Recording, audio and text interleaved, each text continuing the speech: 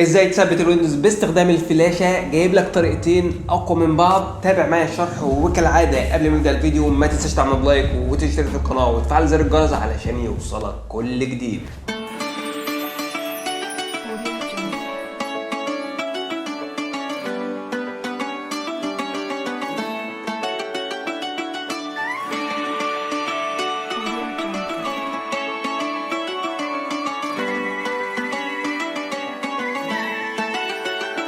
قبل ما نبدا الفيديو، لو انت حابب تثبت الويندوز بدون استخدام اي وسائل خارجيه سواء فلاش او هارد او سي دي او دي في دي، كل اللي عليك هتدخل للفيديو اللي هسيبه لك هنا كده في اعلى الشرح بتاعنا. هيدخلك على فيديو كامل بيشرح لك طريقه تثبيت الويندوز بدون استخدام اي وسائل خارجيه. وكمان لو انت حابب توقف تحديثات الجهاز عندك بعد ما بتثبت النسخه، هسيب لك كمان الفيديو ده هتدخل عليه هيعلمك ازاي توقف التحديثات نهائيا، سواء ويندوز 7 ويندوز 8 ويندوز 10 او ويندوز 11. ولو انت حابب تتعلم ازاي تحمل ويندوز 10 او ويندوز 11 كمان هسيب لك الشرحين دولت هتدخل عليهم هيعلموك 5 طرق مختلفة لتحميل الويندوز سواء 10 او ويندوز 11. السلام عليكم، معاكم طارق جاد، وكل سنه وانتم طيبين، ويا رب عند الرسول صلى الله عليه وسلم كلنا متجمعين باذن الله. زي ما سمعت كده في مقدمه الفيديو، النهارده جايب لك الطريقه الكامله او الطريقتين المختلفين لتثبيت الويندوز باستخدام الفلاشه. ركز معايا في الشرح كويس جدا، وهندخل مباشره لجهاز الكمبيوتر علشان اوريك الخطوات بالترتيب من خلال الرابط اللي هسيبه لك اسفل الفيديو في الوصف. هيدخلك على رابط التدوين الخاصه بموضوعنا النهارده. وزي ما سمعت كده في مقدمه الفيديو، النهارده جايب لك اقوى طريقتين لتثبيت الويندوز باستخدام الفلاشه، وازاي تحرق النسخه بصيغه ايزو على الفلاشه الخاصه بيك وتبدا في عمليه التثبيت بشكل صحيح وبدون ما تحصل معاك اي مشاكل. كل اللي عليك هتبدأ تنزل كده في التدوينة، هتلاقي في أول خطوة معاك وهي تحميل النسخة بصيغة ايزو، وكنا فصلنا عنها فيديو منفصل خاص بيها وشرحنا 5 طرق مختلفة لتحميل النسخة ب5 روابط مختلفة، إذا كان ميديا فاير أو من الموقع الأصلي أو باستخدام اب تو داون سواء ويندوز 10 أو ويندوز 11.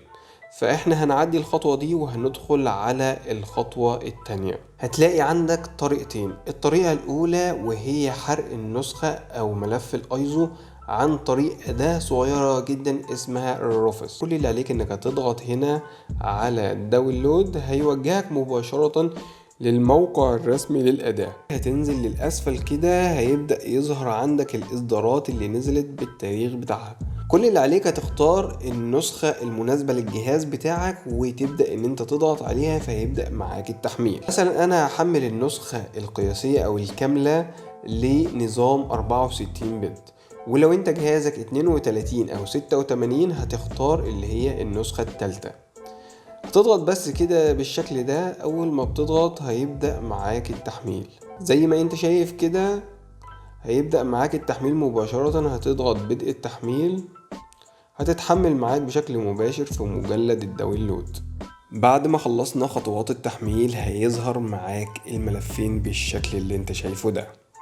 الملف الاول هو ملف الايزو اللي النسخة اللي احنا هنثبتها بإذن الله، والملف التاني هو الأداة أو البرنامج اللي احنا هنحرق بيه نسخة الايزو على الفلاشة. هتظهر معاك واجهة بسيطة بالشكل ده بتقولك هل توافق ان البرنامج ده هيبدأ ان هو يبحث لتحديثات ليه على الانترنت ولا لا.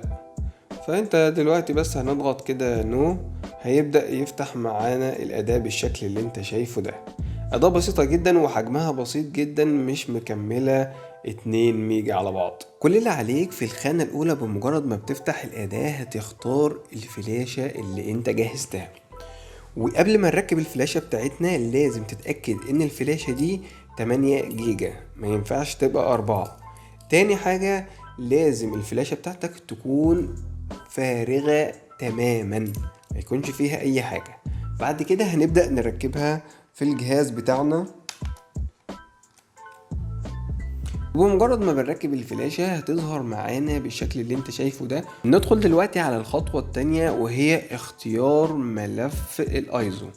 كل اللي عليك انك هتيجي هنا كده وهتضغط على كلمة سيلكت، وهنبدأ نتجه للمكان اللي احنا حاطين فيه نسخة الايزو بتاعتنا.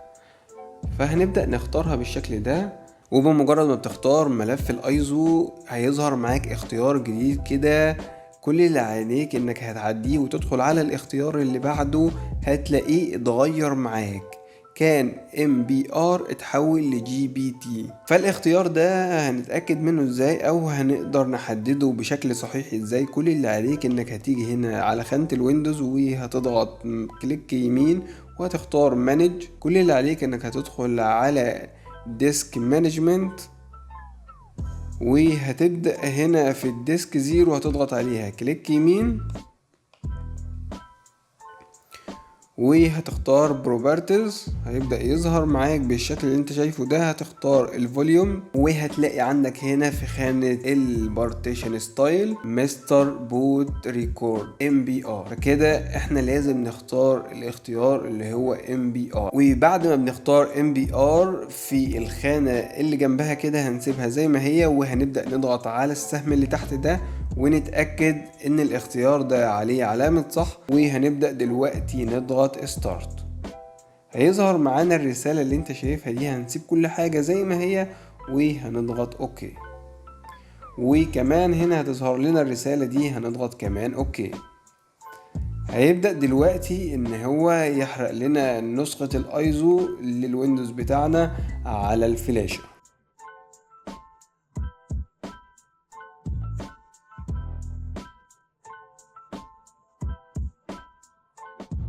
وبكده تكون انتهت عملية حرق النسخة على الفلاشة. ودلوقتي هندخل في عملية التست او تجريب النسخة، وهل هيبدأ عملية التثبيت ولا لا. ودلوقتي هندخل في تالت خطوة معانا في شرح النهاردة، وهي اعدادات البايوس، علشان يقدر ان هو يقلع من داخل الفلاشة اللي معانا علشان يبدأ في خطوات تثبيت النسخة. كل اللي عليك بمجرد ما بتبدأ تشغيل الجهاز بتاعك هتبدأ تضغط على F2 او F1 او ديليت، قلنا على حسب الجهاز الخاص بيك. وبمجرد ما بيدخلك على اعدادات البايوس بتاعتك في اعلى القائمة هتتجه للاختيار بوت عن طريق الضغط على الاسهم الموجودة عندك في الكيبورد. وبمجرد ما بتوصل لخانة بوت هيبدأ يظهر معاك في الاختيار الاول زي ما انت شايف كده بوت ديفايس. ولو عندك مش الاختيار الاول ابدأ ان انت تنزل عنده باستخدام الاسهم لحد ما توصل ليه. هتبدأ ان انت تدخل ليها بالضغط على زر انتر في الكيبورد. وبمجرد ما بتدخل هيظهر معاك قائمة بالشكل اللي انت شايفه ده. دي الأوامر اللي بيتم تنفيذها بمجرد تشغيل الجهاز. وزي ما انت شايف كده الأمر المسؤول عن تشغيل اليو اس بي موجود رقم 5 في القائمة. احنا دلوقتي محتاجين ان احنا نرفعه علشان يبقى رقم 1 قبل تنفيذ أي أمر يبدأ في تنفيذ أمر الدخول للفلاشة. كل اللي عليك باستخدام الأسهم هتنزل لحد ما تبقى متأكد ان انت موجود على الاختيار المسؤول عن الفلاشة، وهتبدأ ان انت ترفعه لفوق باستخدام F6 لحد ما بتوصل ان هو بيكون رقم 1. وبعد كده في الكيبورد عندك هتضغط F10 علشان تعمل Save and Exit علشان تخرج من اعدادات البايوس. وهتظهر معاك القائمة دي، هتضغط بس انتر هيبدأ ان هو يخرج من اعدادات البايوس ويعمل اعادة تشغيل ويقلع مباشرة من داخل الفلاشة. زي ما انت شايف بالشكل اللي انت شايفه كده هتبدأ تضغط انتر علشان يدخلك للفلاشة. هيبدأ يظهر معاك بالشكل اللي انت شايفه ده. انا بحاول بس الكاميرا يعني مش مساعداني خالص.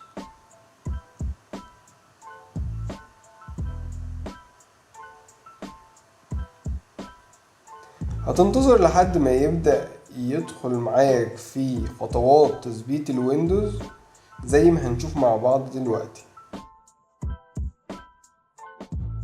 وبكده تكون وصلت لأول خطوة في خطوات تثبيت النسخة بتاعتك على الجهاز. وفي الطريقة التانية اللي معانا النهاردة هتلاقي عندك استخدام برنامج الترا ايزو.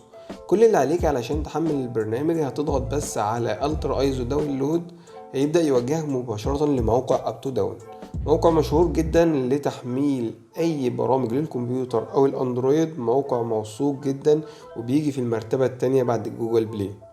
كل اللي عليك بس انك هتضغط هنا كده هيبدأ معاك عملية التحميل، هتضغط كمان مرة هنا كده هيبدأ معاك عملية التحميل. وكمان انا هنا سايب لك الشرح المفصل داخل الموضوع لطريقة حرق نسخة الايزو على اليو اس بي الفلاشة عن طريق برنامج الترا ايزو.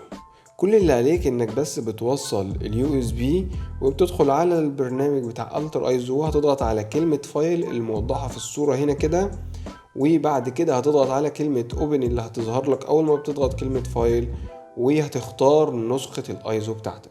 هتظهر معاك بالشكل اللي انت شايفه هنا كده فوق.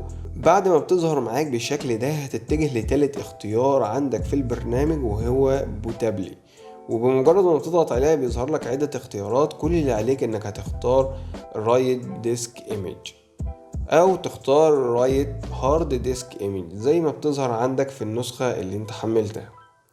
بعد ما بتضغط عليها بتظهر معاك بالشكل ده. كل اللي عليك هنا في الخانة الاولى هتختار الفلاشة بتاعتك، وبمجرد ما بتختار الفلاشة هيبدأ يظهر معاك الايقونات المخفية اللي في الاسفل دي. هتبدأ ان انت تختار على كلمة رايت، هيبدأ ان هو يحرق معاك النسخة على الفلاشة. كل الخطوات دي ما تقلقش خالص، كلها امنة وما فيهاش اي مشاكل ومش هتأثر على الفلاشة بتاعتك. وبكده نكون وصلنا لنهاية موضوع حلقتنا النهاردة. ما تنساش تدعمنا بلايك وتشترك في القناة وتفعل زر الجرس علشان يوصلك جديدنا اول ما ينزل. سبحانك اللهم وبحمدك، اشهد ان لا اله الا انت، استغفرك واتوب اليك.